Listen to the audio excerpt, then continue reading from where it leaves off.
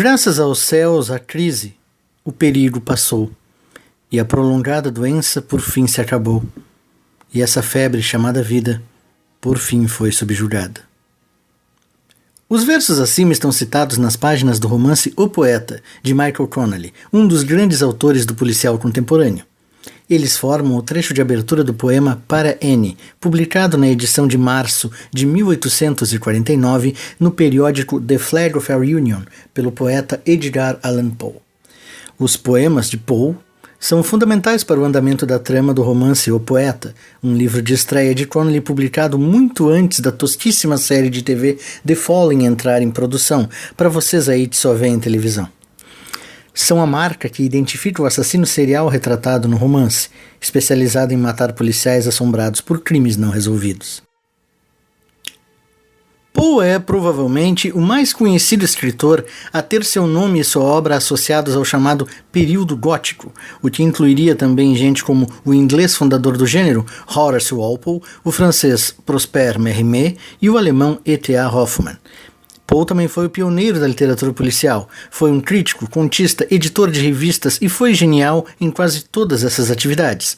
Logo, não é de admirar que seja de vez em quando revisitado por autores de diversos gêneros, inclusive aqueles que ele ajudou a criar. O romance policial é um gênero de cartas marcadas e de estrutura um tanto rígida. Há um limite para até onde se pode ir na inovação de um policial sem que ele deixe de ser uma história de crime para se tornar outra coisa. É justamente esse desafio o motivo pelo qual, de tempos em tempos, novas levas de autores estão dispostas a tentar truques diferentes e inusitados para insuflar algo de novo nesse tipo de narrativa tão característica. Um desses recursos que tem ganhado força particularmente neste século XXI é o uso de personagens reais como protagonistas. Mais de um lançamento recente apresenta tramas de crimes nos quais escritores de verdade têm papel de destaque. Vão de Os Crimes do Mosaico e Os Crimes da Luz, publicados aqui no Brasil pela editora Rocco e parte de uma trilogia que infelizmente não teve seu terceiro capítulo editado por aqui, escrita pelo italiano Giulio Leone e protagonizada por Dante Alighieri. Há também A Crítica da Razão Criminosa, de Michael Gregorio, no qual as páginas de um suposto estudo secreto de Immanuel Kant sobre o funcionamento da mente criminosa são fundamentais para a resolução de apavorantes assassinatos na pacata cidade de Königsberg, onde o filósofo morou a vida toda. Há espaço ainda para a obra de um mestre das letras inglesas como Julian Barnes, que, em Arthur e George, transforma uma história real vivida por Arthur Conan Doyle em um emocionante romance sobre imigração e preconceito. O próprio Sigmund Freud, hoje presente numa série da Netflix que se tornou hype nos últimos tempos, já era citado como personagem literário no livro A Interpretação do Assassinato, de Jeb Rubenfeld, no qual ele ajuda um investigador a tentar desbaratar o mistério por trás de uma série de assassinatos brutais de jovens no início do século XX em Nova York. Esse tipo de narrativa de mistério, já praticado o bastante para ser considerado um subgênero à parte, talvez tenha visto um particular desenvolvimento nestes últimos anos devido a uma conjunção específica de fatores. O primeiro deles é a nunca completamente aplacada voracidade do público por histórias de crimes reais, algo que já está na origem do policial propriamente dito, mas que continua bastante popular, algo de que dá testemunho uma infinidade de programas de TV com esse tipo de mote entre o documental e o sensacionalista, hoje à disposição em qualquer canal a cabo. Outro ponto talvez seja o próprio florescer contemporâneo da cultura da celebridade, que resvala do fato de que não estamos mais falando de personagens fictícios em uma série de crimes, mas do uso da imaginação para criar novas facetas da vida de personagens tão famosos que já se tornaram eles mesmos marcas ou ideias, mais do que propriamente uma biografia. Poe, cercado ele próprio de lendas e praticamente um personagem da história da literatura ele próprio, é uma dessas celebridades recorrentes em romances do gênero. Há vários autores que transformaram um melancólico artista americano em personagem, principal ou não, em tramas por trás das quais se tenta desvendar a autoria de um ou mais homicídios brutais. São exemplos dessa tendência o Pálido Olho Azul, do americano Louis Bayard, O Menino Americano, de Andrew Taylor, Vou Lhe Mostrar o Medo, do norueguês Nikolai Frobenius e, finalmente, A Sombra de Allan Poe, de Matthew Pearl, de quem já foi publicado no Brasil O Clube Dante, cujo tema é a obra de outro escritor, já citado neste vídeo, Dante Alighieri.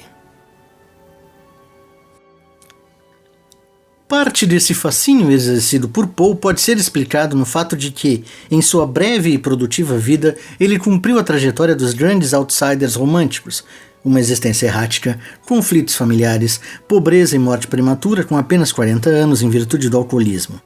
Apesar de sua importância já comentada, algumas das passagens da vida de Poe são escassamente documentadas e têm uma cronologia incerta, o que é um convite para que autores fãs do poeta ficcionalizem essas lacunas, completando pesquisa com imaginação. É o caso de O Menino Americano, de Andrew Taylor, romance que ganhou edição brasileira há uns 10 anos pelo selo Suma de Letras. É uma narrativa que reconstitui o período em que Poe morou com seu padrasto em Londres em 1819.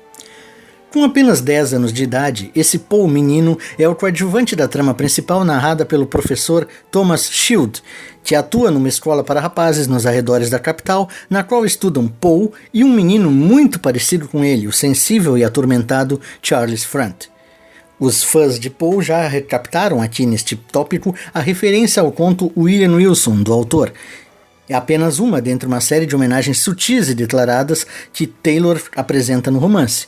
O corvo, por exemplo, nesta versão, teria sido inspirado pela visão de um papagaio que falava francês, um animal de estimação da mãe adotiva de Poe. O professor Thomas Shield se torna preceptor do jovem Front e apaixona-se pela mãe deste. A amizade de Poe, Front e as misteriosas ligações entre as famílias de ambos acabam levando esse professor a deparar com uma série de crimes cruéis temperados com sexo e mortes horríveis, no melhor estilo da imaginação gótica e atormentada de Poe. Curiosamente, à primeira vista, esse Poe menino apresentado por Taylor provoca estranheza aos que se recordam mais dos períodos doentios da vida adulta do autor. Este jovem Poe do romance é inteligente, decidido, brigão e encrenqueiro, servindo muitas vezes como o protetor do mais sensível Front. O desenrolar dessa subtrama é um dos pontos de interesse do livro. A personalidade de Poe também será explorada, ainda que num período posterior, em O Pálido Olho Azul, publicado aqui no Brasil pela Planeta. É um romance que toma como mote e cenário outro ponto da obscura biografia do escritor, sua passagem fugaz como cadete pela Academia Militar de West Point, da qual foi dispensado por problemas disciplinares com pouco mais de um ano de estudos. Louis Bayard retrata essa West Point de 1830.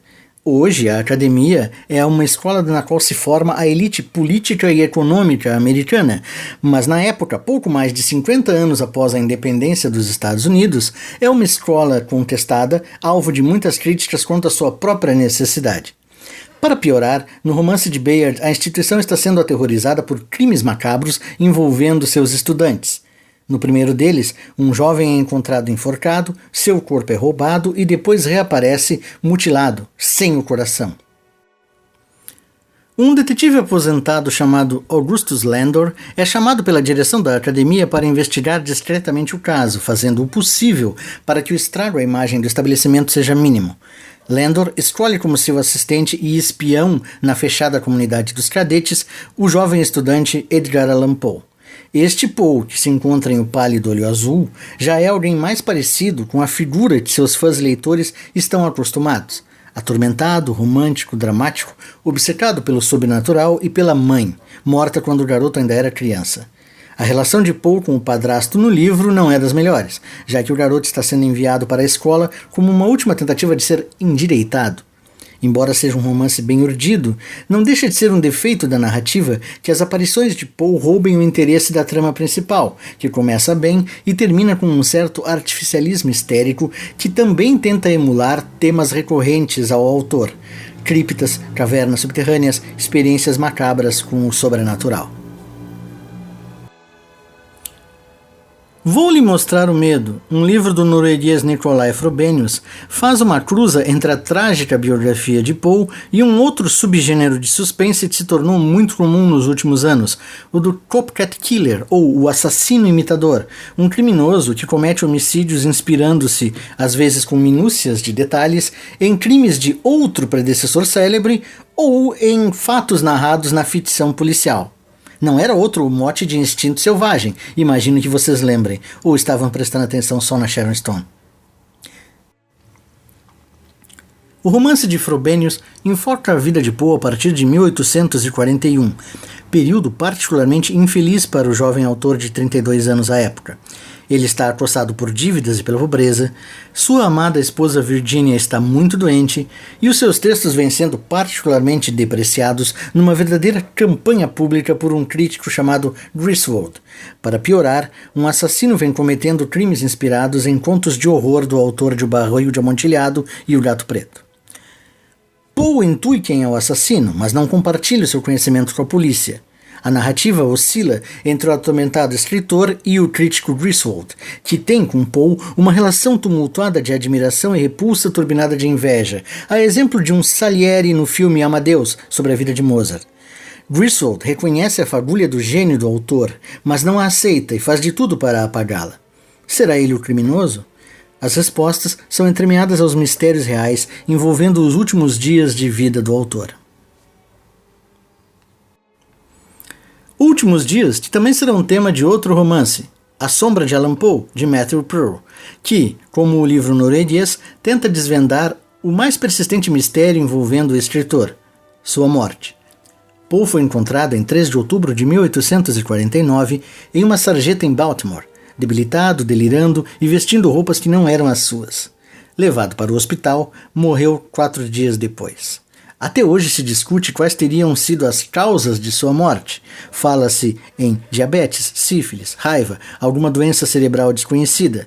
Mais curiosamente ainda, se tenta encontrar motivo para os misteriosos antecedentes que levaram Poe a estar num lugar onde não se saberia que ele estaria vestindo roupas que não se saberia que ele estaria vestindo. É em parte desse mistério que Matthew Pearl constrói o seu romance, tentando explicar e apresentando a sua versão ficcional para por que o autor dos romances de mistério, o inventor do gênero policial, teve uma morte tão misteriosa quanto.